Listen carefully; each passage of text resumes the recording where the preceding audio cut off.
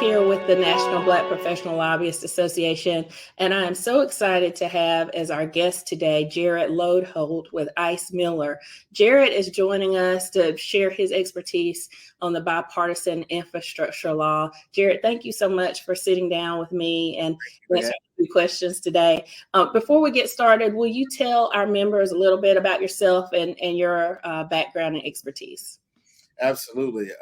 As you noted, Jarrod Loadholt, I'm a partner in the public affairs group at Ice Miller in Washington, D.C.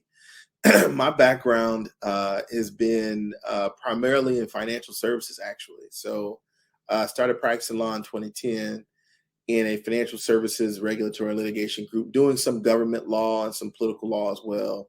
And from there, I went to Capitol Hill, and from Capitol Hill, I worked on the Financial Services Committee for a few years. Then I left, went in-house at a few companies, had my own firm for a few years, lobbying, public affairs, and then I joined this public affairs group, which is a comprehensive public affairs practice. So I not only actually straight up lobby, but I also consult and work closely with local governments to kind of help them navigate Washington, secure resources, but also still practice law in many of the spaces that I just named, but also cannabis and crypto. So I do a little bit of everything, but I've been spending a lot of time lately around helping local governments understand how to make the most out of everything out of Washington lately, but particularly the IIJA, Infrastructure Investment and Jobs Act, or the bipartisan infrastructure bill. So I just want to make sure on terminology, when we're talking about the BIL or the bipartisan infrastructure law, we're talking about the formal name, which is the IIJA, because I don't want people to be confused. But yes, infrastructure has been consuming a lot of, I think, both of our times lately. Absolutely. And there's so much money coming down to state and local governments that, they don't know what to do with. And so it's a prime time for folks in our industry to be there to consult with them and offer them some expertise. So, Jarrod, why don't you, before we hop into some deeper questions, why don't you give our members just an overview of the bipartisan infrastructure law, and if you could provide them some context on what this opportunity really means for state and local governments. Got it. So the law itself is about a $1.2 trillion package over the next 5 years through fiscal year 2026, if I'm not mistaken. And this is split across just about every conceivable form of physical infrastructure. So we're talking airports, roads, bridges, ports, both deep sea ports and inland ports, broadband infrastructure, grid, our electrical grid infrastructure, electric vehicles, you name it. I mean, again, if it's a physical piece of infrastructure that you see state and local governments build, manage, and operate, this piece of legislation seeks to invest in it across all of these different infrastructure asset classes. The way that the bill works is you've seen the bill essentially increase the amount of money in certain existing programs. So you've got existing programs like your state revolving funds for water, clean water and drinking water, which in many states it tends to be two different funds. So this is existing programs, and there's way more money in them than usual. But in addition to that, you have new programs, again, across the spectrum. You have new programs like the new airport terminal program, for example, which historically the FAA has invested primarily in kind of the runway side, that sort of runways and aprons and control towers. Whereas now with this bill, we have money now to actually invest in the terminals themselves, which is generally historically been privately funded. That now is included in this legislation. Broadband, again, is another example of a pretty significant historic investment, many of which is new and new programs. So it's a combination of existing programs and new programs. The other thing to be mindful of is many of the dollars are going to flow through states, through block grants. So the Surface Transportation Block Grant Program is probably the largest, probably the largest line item in that bill. So there are dollars that flow straight to local governments, like through existing programs and sometimes the new programs. There's some that are going to flow straight through state governments through existing programs and new programs. And then there's this category of competitive dollars. So when dollars come straight to government, local governments, they're either formula dollars, i.e., you don't have to do anything based on certain criteria set forth in federal law. It just comes to you in an amount, right, at designated times. And then there are competitive dollars, which is the bulk, I think, of the programs and the funding in the infrastructure law are competitive programs where local governments and governmental entities like your transit authorities and your airport authorities and your port authorities and your development authorities have to put together compelling profiles and apply for dollars and compete against other similar entities across the country. So it's a combination of all of the mechanisms by which Washington sends money outside of Washington are employed in this legislation. And that will require that lobbyists kind of earn their keep, but also that governmental entities step up, because a lot of this money is going to require that they think and look forward and plan accordingly and submit proposals to be funded. And that really brings me to my next question, Jarrod. And I know you and I both want to work in this space with local governments in particular. And you've got this huge amount of money that's come from ARPA. And now you kind of got this second infusion that everyone's thinking about with the bipartisan infrastructure law. What can state and local governments be doing to get prepared for this huge infusion of money? And you mentioned having projects and proposals, but what do they need to do to get ready to spend it in a way where 10, 15 years from now, they can still feel and recognize the impact? So I think if you're a state or local government, one of the first steps you probably should consider is you should create some standing working group, entity, office, group, whatever, that what they are there to do is to track, monitor, and respond to these opportunities as they become available across the legislature. So what does that look like?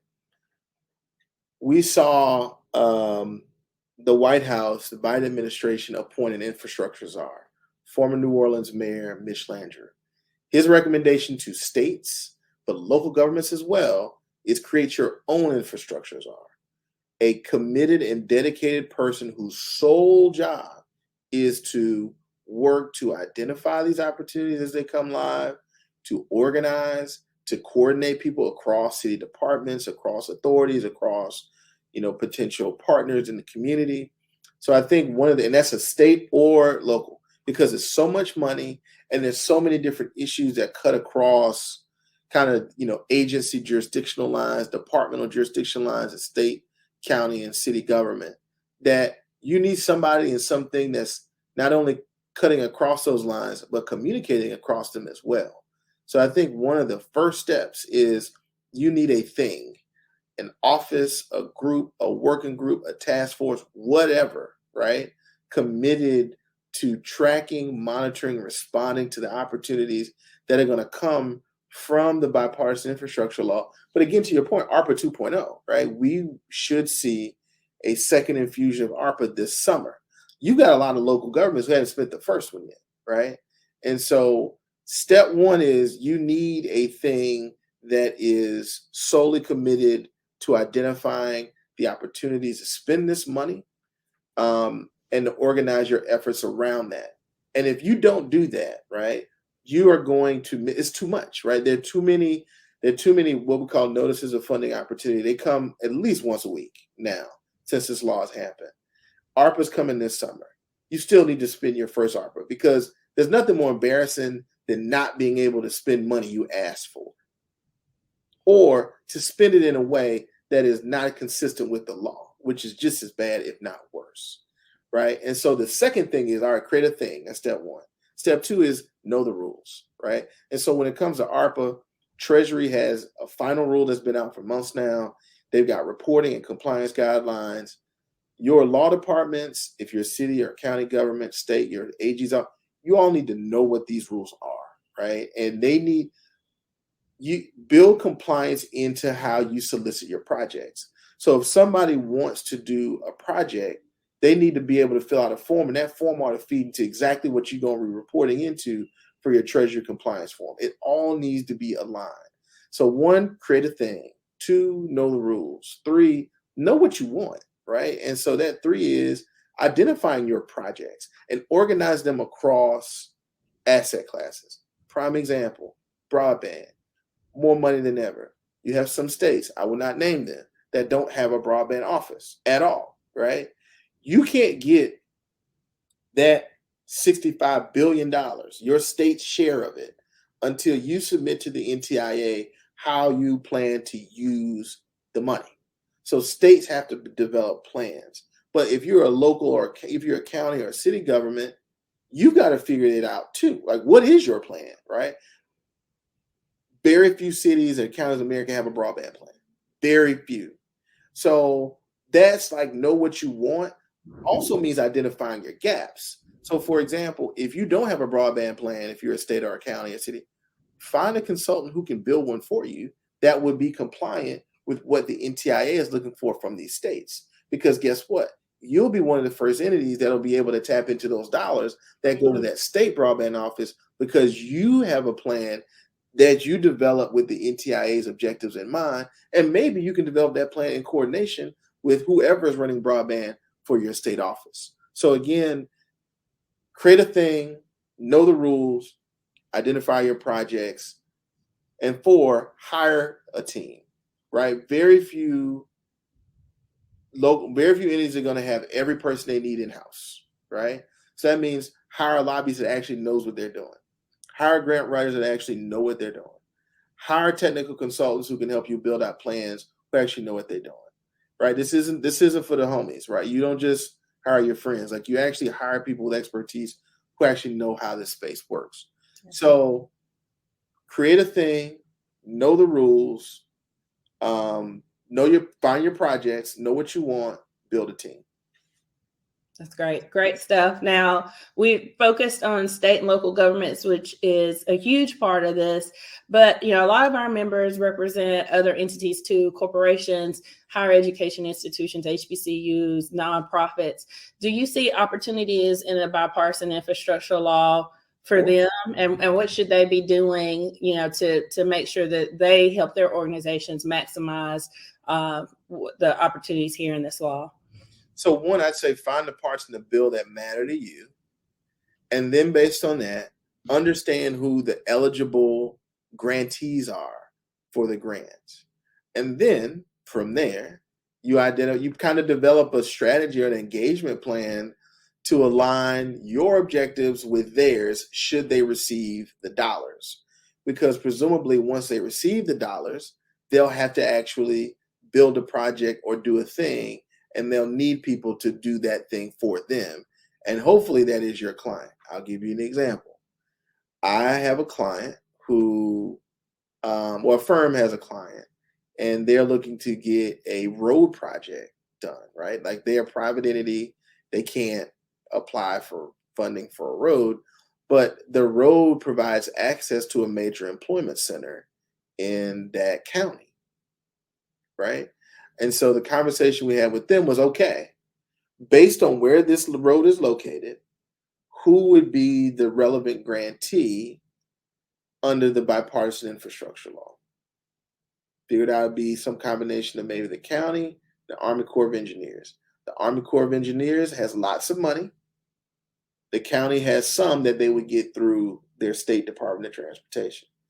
So then all right, well, now we're going to spend time with this county Department of Transportation lead, give them the idea why we need this, so forth and so on, have a similar conversation with the Army Corps of Engineers, so that when those dollars are available, well, yeah, the way that the expenditure reads is new access road on highway, federal road, blah, blah, highway X off interstate, whatever, when in fact the beneficiary of it is this entity who saw the opportunity, mapped out who the key players who will be receiving the dollars, engaged them directly about the need for this project. Because to the previous point, it sounds like, and you and I know this, but I think for some people it may not be intuitive, that these local governments are figuring out what they need, right? And so when your client comes to them and says, well, we actually need this, you're doing some of their homework for them